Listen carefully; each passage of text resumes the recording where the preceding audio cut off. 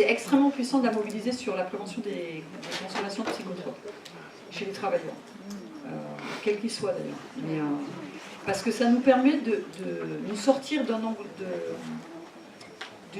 d'une approche dominante qui est ce qu'on appelle en France la prévention des conduites addictives en milieu professionnel, où là on est doublement bloqué, parce que conduite addictive, le problème c'est que la matérialité concrète est quand même assez compliquée. Est-ce qu'on parle de maladie? Est-ce qu'on parle de...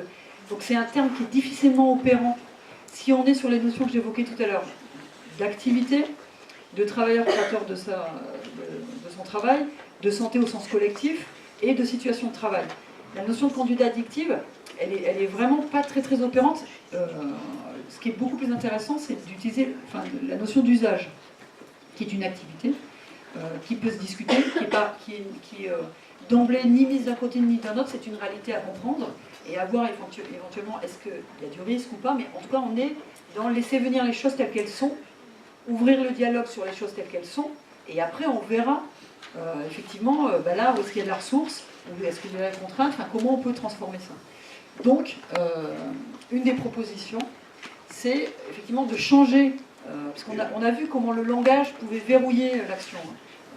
Et donc là, le langage, faire évoluer le langage, c'est aussi laisser la possibilité à faire évoluer nos pratiques sur ces questions-là, faire évoluer nos modalités de rencontre de l'autre, que ce soit un collègue ou un chef, ou si je suis médecin du travail, une personne que je reçois en entretien médico-professionnel.